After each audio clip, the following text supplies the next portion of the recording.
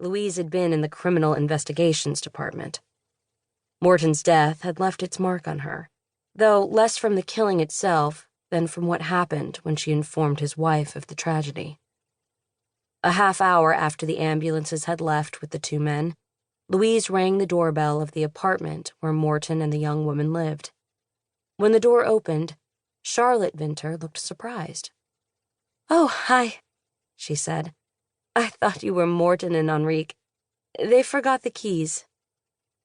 Louise couldn't recall the exact words she'd spoken, but Charlotte's expression etched itself in her memory.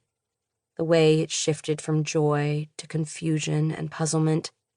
Why was a policewoman standing there in front of her? And finally, to total despair. Before Louise's words sank in, Charlotte nodded several times and said she was terribly sorry to hear what had happened, that it was horrible, but it couldn't be Morton. He'd just stepped out with her brother to pick something up at the 7-Eleven.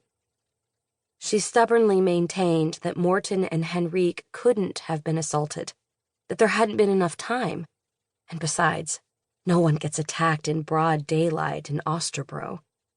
No way that happens, she said, over and over, with desperation in her voice.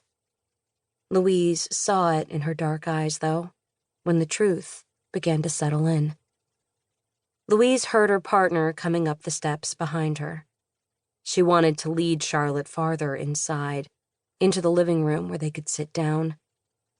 But suddenly she froze, terrified at the sight of the young woman. She literally couldn't move. Then something in her chest loosened, giving way to a wave of anguish. Her throat tightened. She'd barely been able to breathe. Louise stood in the kitchen holding her tea glass, with echoes of the wretched taste in her mouth back then after throwing up on the neighbor's doormat. She felt again her humiliation, from the tears streaming down her cheeks and how she reeked of vomit. Her male colleague had been watching her.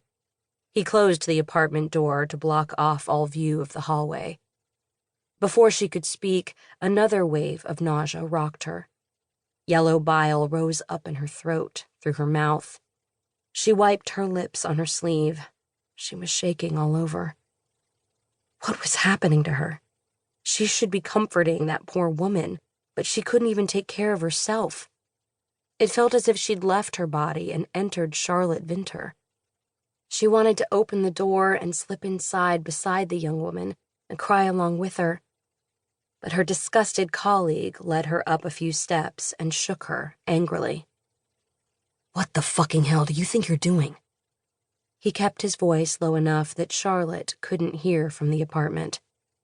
"If you're sick, go home. If you can't handle this, get back in the car, do your crying there. The last thing we need here is someone who can't be professional." She'd felt so small and insecure, and still paralyzed when she got to the car, trembling as if she were the one who'd been given the horrible news. Later, she'd thought some New Age type could explain how she'd suddenly taken on Charlotte Vinter's emotions, something like an out-of-body experience. Louise added sugar and milk to her tea, something she did only when she was tired or hungover. She walked into her bedroom, threw off her robe, and climbed into bed. Just to be safe, she set her alarm. 45 minutes. She grabbed the paper she'd laid on her night table when she came home.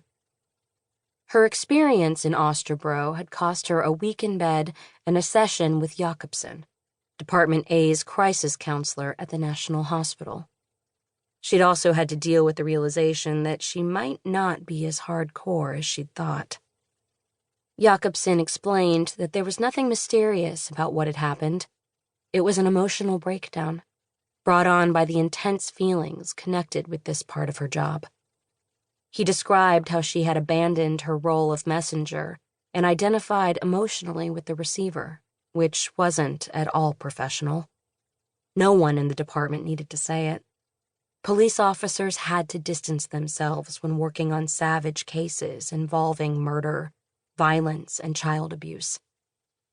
There was both good and bad.